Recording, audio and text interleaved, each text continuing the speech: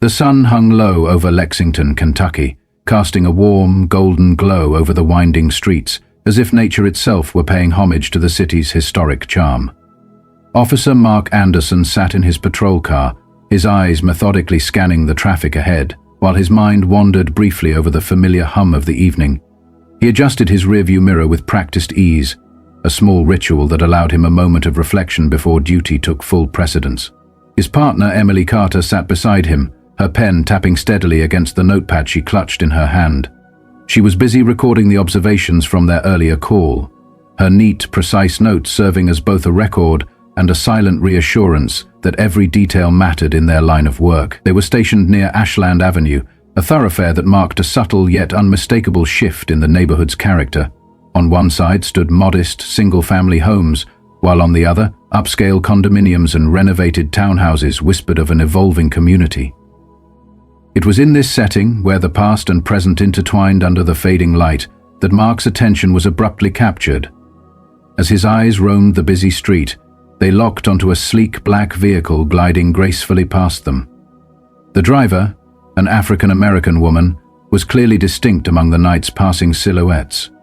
She was dressed in a meticulously tailored navy blue suit that hinted at both professionalism and quiet confidence. Her hair, arranged in an immaculate style, framed a face that carried both determination and a subtle grace. Her posture was upright and poised, a demeanor that seemed to provoke an unexpected reaction in Mark.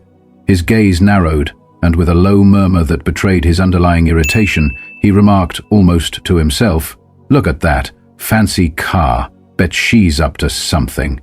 His voice dripped with disdain, each syllable laced with a judgment that belied the unspoken biases he harbored. Emily, ever the voice of caution and measured judgment, looked up from her notepad with a furrowed brow. "She isn't speeding or breaking any laws," she said softly, her tone carrying both concern and disbelief. "What's the problem?" she asked, her words a quiet counterpoint to the prejudice that seemed to animate Mark's reaction. Yet, as if unwilling to entertain her challenge, Mark ignored her remark. Instead, he reached for the flashing lights on the dashboard, a deliberate signal that the routine of his duty was about to be interwoven with an escalation that neither of them fully anticipated. "Let's find out," he said with a self-assured smirk, steering his patrol car to follow the black vehicle as it continued along the road. The driver, now noticeably alert, decelerated and signaled her intention before pulling over to the side of the street with an air of deliberate calm. The woman's actions were as controlled as they were deliberate, each movement executed with the precision of someone who knew exactly what was expected in such situations. Emily observed closely from the back seat, noting that the driver's shoulders tensed ever so slightly, a silent indication that there was more behind the calm exterior than met the eye. In the moments that followed, Mark parked his vehicle with a sense of urgency, stepping out with a confidence that was rooted in years of experience. "Mark, this doesn't feel right," Emily whispered as she hurried to join him outside, her voice barely audible yet filled with genuine concern. "You don't even have probable cause." "Stay back, rookie," Mark snapped dismissively, his hand briefly grazing his holster in a manner that was more show than necessity. "I've been doing this for 20 years, he continued, his tone a blend of arrogance and certainty. "I know a suspect when I see one." As they approached the driver's window, it slowly lowered to reveal the woman behind the wheel. Her name, as she would later identify herself, was Grace Williams.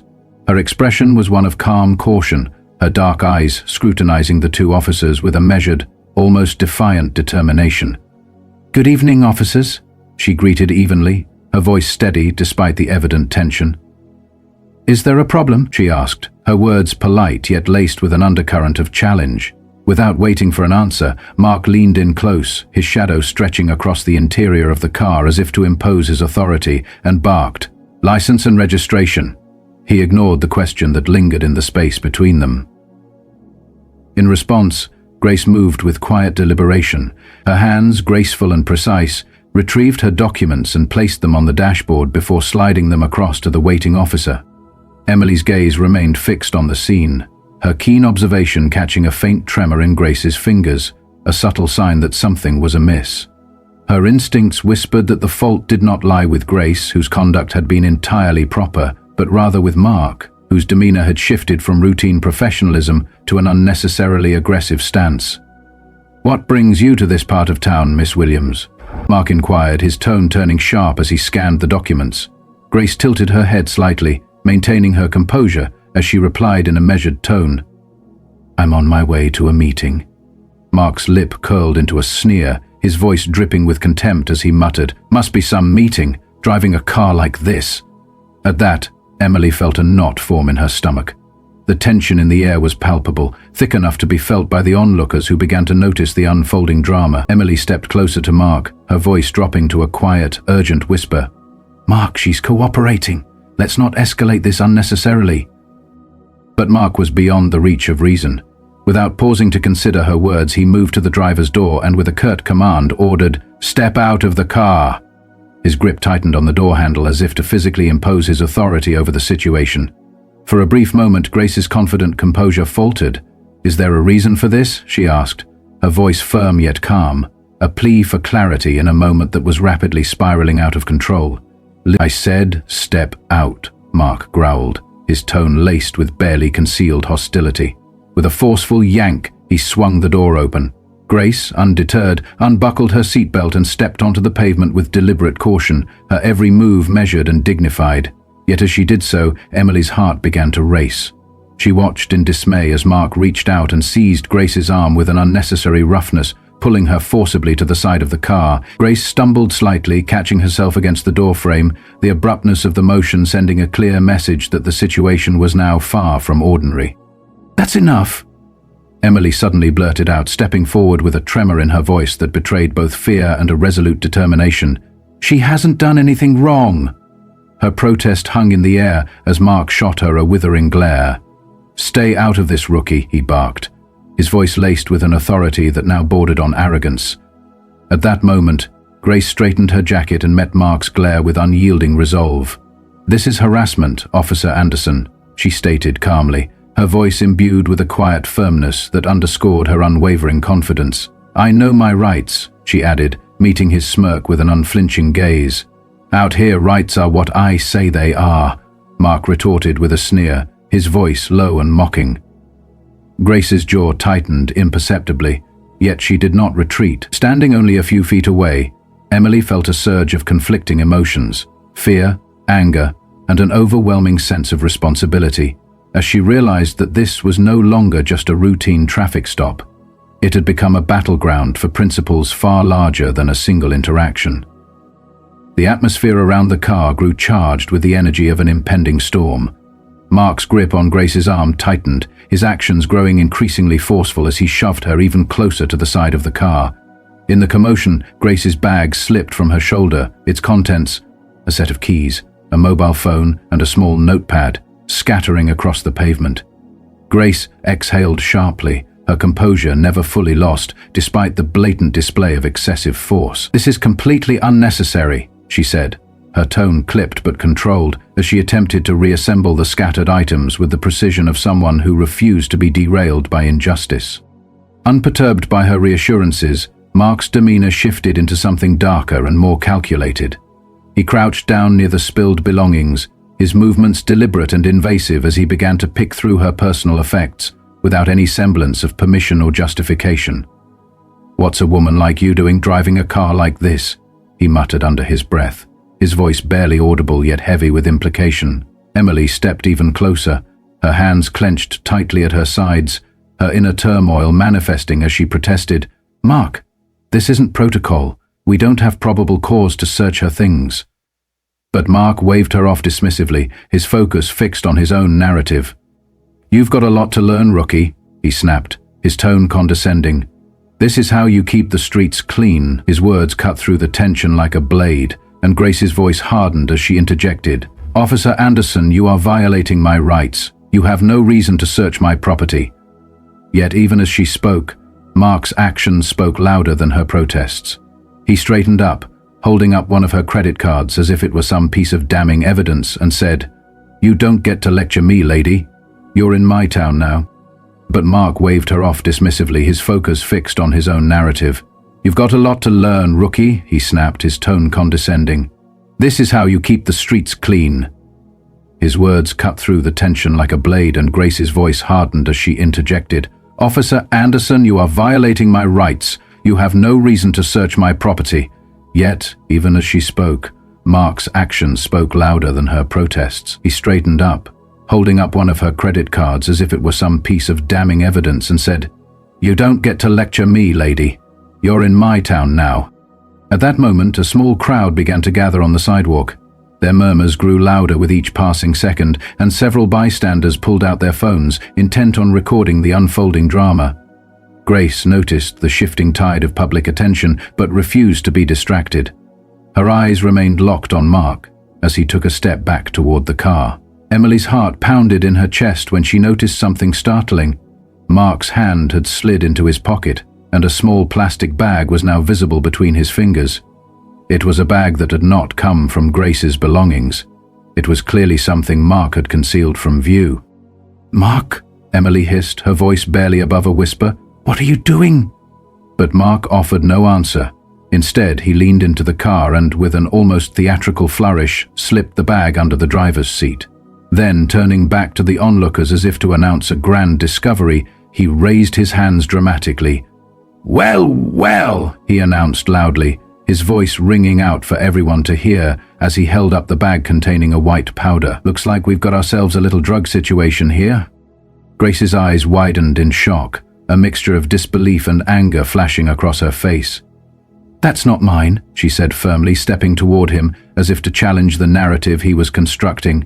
"You just planted that in my car." Mark's smirk deepened, his expression dripping with mockery as he retorted, "That's a nice story, Miss Williams, but it's not going to hold up in front of this crowd." His words, delivered with cold amusement, were met by an increasing chorus of murmurs from the gathering onlookers, their voices filled with disbelief and discontent. Emily felt a wave of nausea wash over her as the full gravity of what she had witnessed began to sink in. She had seen it with her own eyes. Mark had planted the evidence. In that moment, she knew in her heart that what was unfolding was not only wrong, but also a gross betrayal of the trust the community had placed in those sworn to protect it. Deep within her, the battle raged between the fear of speaking out and the compelling need to stand up for what was right. Grace, catching Emily's hesitant gaze, fixed her own pleading eyes on her partner and said, "You saw what he did, please. Say something." The words hung in the air as Emily's throat tightened, her voice trapped somewhere between her moral conviction and her fear of retaliation. She could feel Mark's eyes on her, daring her to break her silence with a silent threat that whispered, "Speak up, or you'll regret it." Summoning every ounce of courage, Emily finally managed to speak. "Mark," she said, her voice trembling but audible, "this isn't right." The words cut through the tension like a knife. Mark's face flushed with anger as he rounded on her, his eyes dark with fury. "You don't know what you're talking about," he snapped, his voice rising in volume. "Keep your mouth shut." Yet before he could continue, Grace stepped forward. Standing tall despite the anger coursing through her, she said in a steady tone, "You can't intimidate your way out of this. I know exactly what's happening here, and so does your partner." Mark, his hand now resting ominously near his holster, leaned closer and hissed, "You think you're untouchable because you drive a nice car? Let me tell you something." His words dripped with venom as he continued, "That's enough." At that moment, Emily's heart pounded fiercely in her chest. Her pulse raced as she realized the enormity of the situation. "You're crossing the line," she declared, louder than she had intended, her voice echoing with both fear and determination.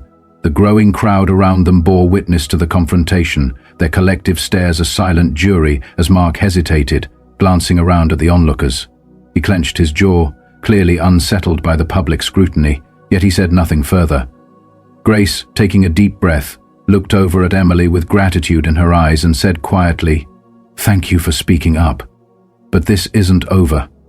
Emily nodded, a spark of determination kindling within her for the first time as she realized that she now had the courage to take a stand against injustice. Mark's face twisted into a sneer as he turned his attention back to Grace, the crowd's eyes never leaving the unfolding scene. Phones were raised high, recording every agonizing moment as Mark leaned even closer, his voice a low growl meant only for her ears. "You think you're smarter than me?" he taunted. "You think these people are going to help you?" Grace met his glare head-on, her voice unyielding as she replied, "I don't think so, Officer Anderson. I know I'm smarter than you, and you just made the biggest mistake of your career." For a fleeting moment, Mark's composure cracked, but he quickly masked it with a dismissive scoff. Reaching into his belt, he produced a pair of handcuffs and stepped toward Grace, announcing, "You're under arrest for possession of a controlled substance." At that moment, Emily felt her breath catch in her throat. This was the moment where she had to choose between her career and her conscience. Her father's voice, echoing long-forgotten lessons about integrity and justice, rang in her ears. "If you don't stand up for what's right, you become complicit in wrongdoing."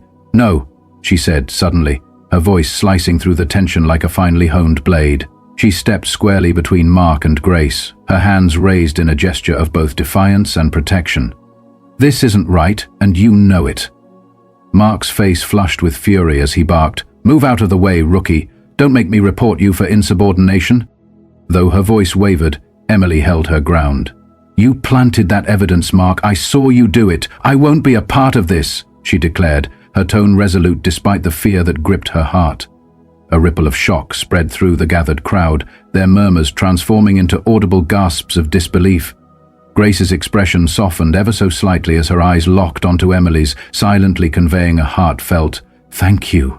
Mark's fury, now boiling over, surged as he stepped closer to Emily once more, jabbing a finger toward her chest. "You're done. Do you hear me?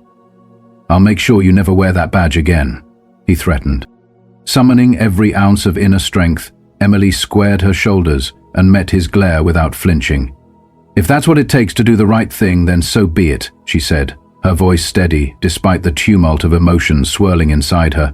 Sensing that the moment had reached a critical tipping point, Grace decided it was time to speak once more. "Officer Anderson," she said in a voice that was both commanding and calm, "you might want to think carefully about your next move." Mark laughed bitterly, his voice strained with disbelief. "Oh yeah, and why's that?" he challenged. In response, Grace reached into her jacket pocket with deliberate slowness that seemed to stretch the seconds into an eternity. Both officers tensed as she produced a leather badge holder, slowly flipping it open to reveal her credentials.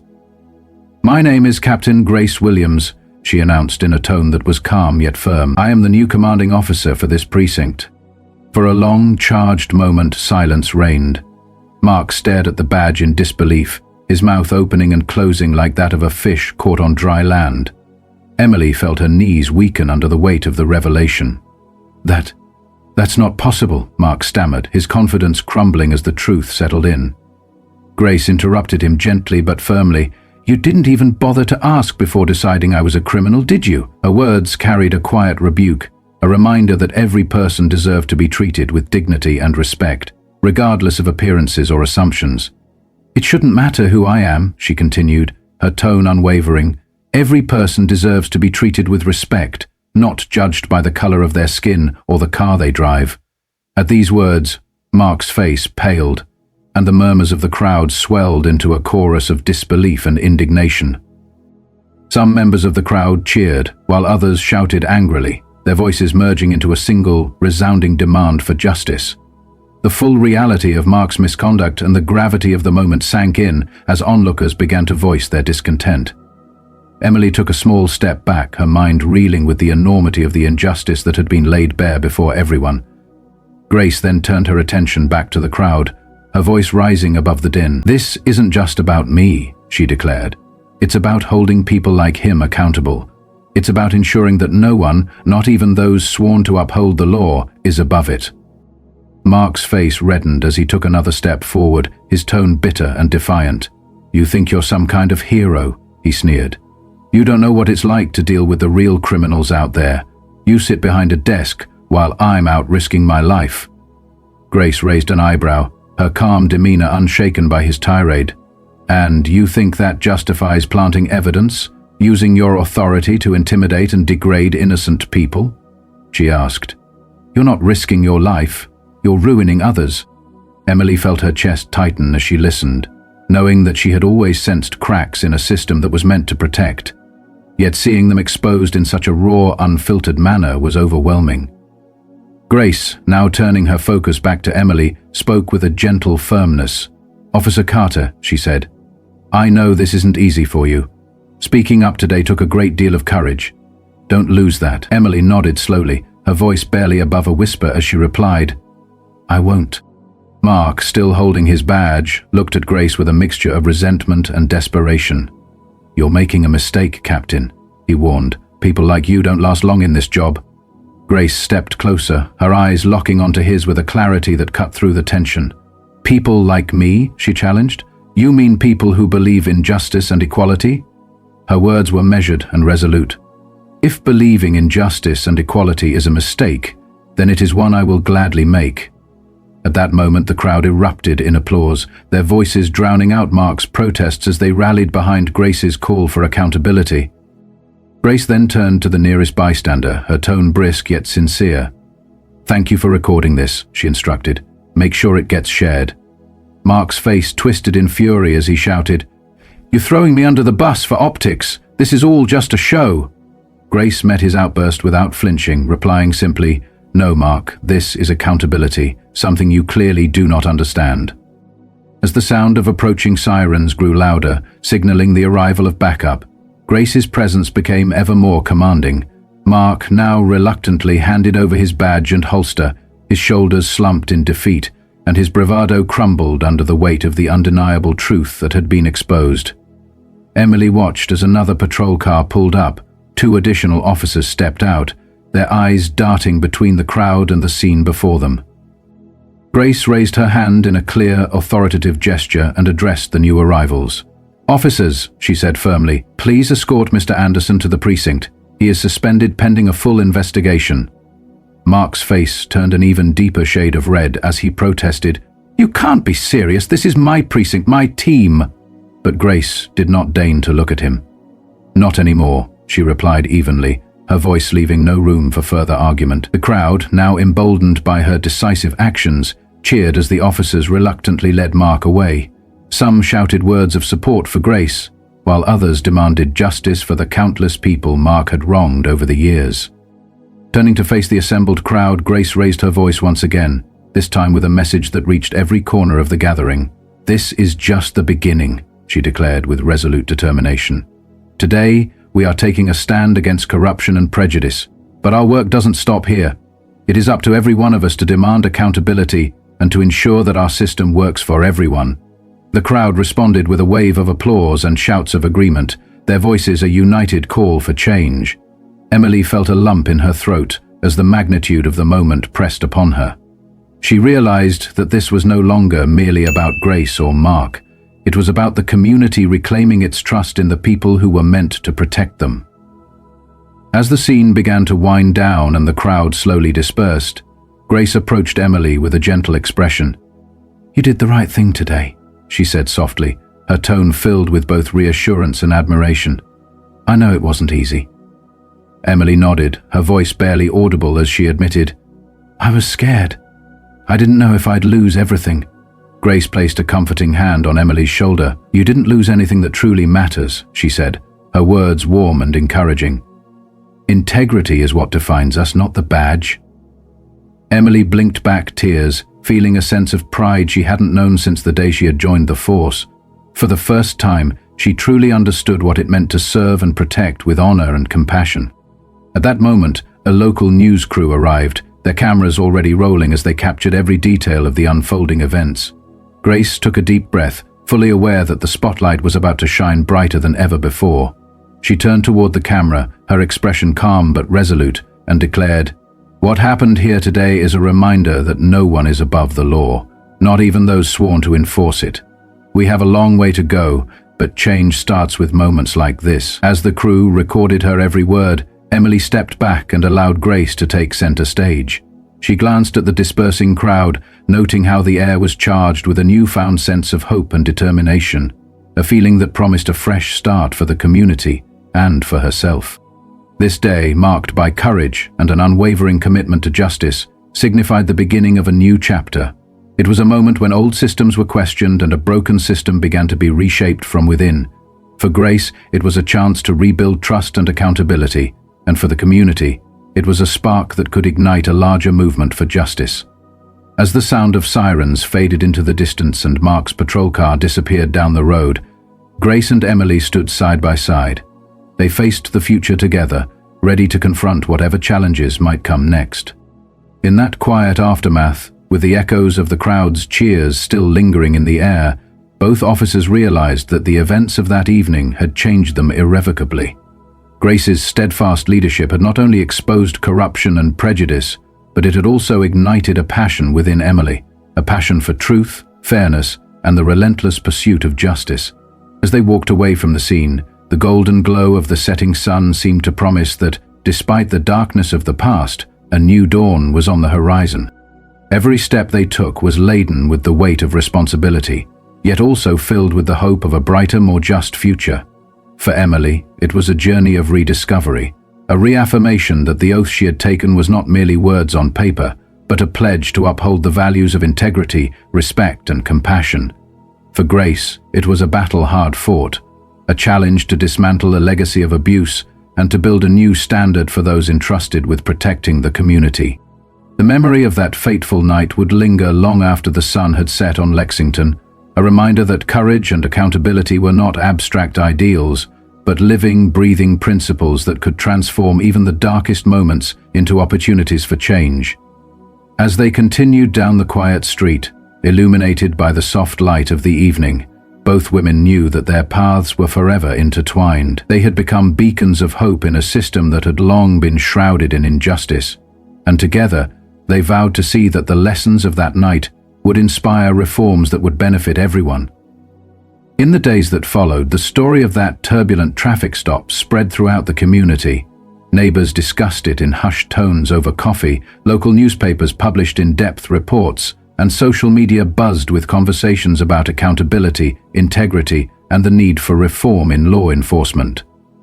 The incident had struck a chord, a raw, undeniable truth that resonated with people from all walks of life. For many, it was a turning point, a moment when the community realized that change was not only possible but necessary. As investigations unfolded and official statements were released, the narrative continued to evolve. Yet, for those who had witnessed the events firsthand, the memory remained clear and indelible. A night when two officers, one resolute and unyielding in the face of corruption, and the other awakening to her inner strength, dared to challenge the status quo. Their courage and determination became a symbol, a rallying cry for all who believed that every person deserved to be treated with fairness and respect. And so, as the golden hues of that Lexington sunset gave way to the cool embrace of night, the legacy of that evening endured. In every conversation, in every heart stirred by the call for justice, the truth shone through, a reminder that while the road ahead might be fraught with challenges, the journey toward accountability and equality had already begun. Mark's actions, however misguided and destructive, would serve as a lesson in the importance of integrity and the enduring power of speaking out when it mattered most. This, then, was not merely a story of a routine traffic stop turned sour, but a narrative of transformation, a moment when the scales of justice were set to tip, and when ordinary individuals found the strength to rise above prejudice and stand for what was right. It was a story of redemption and the promise of a better future. It was a call to action for anyone who had ever felt silenced by fear or resigned to injustice. And as the first light of dawn crept over the horizon, it carried with it the unspoken vow that no one, not even those in positions of power, would ever again be allowed to hide behind the veil of authority without being held accountable. In the hearts of those who had borne witness that day, a flame was lit, a flame fueled by the courage to challenge the norm and the unwavering belief that justice, when pursued relentlessly, had the power to transform lives and communities alike. For Grace, Emily, and for the many whose voices had joined the chorus of protest, the journey toward a more just system had truly begun.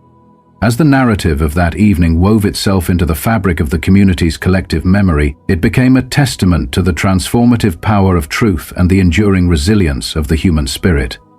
It was a reminder that even in the darkest moments, when injustice reared its head and authority was misused, there remained an undeniable hope, a hope that one day every person would be treated with the dignity and respect they deserved.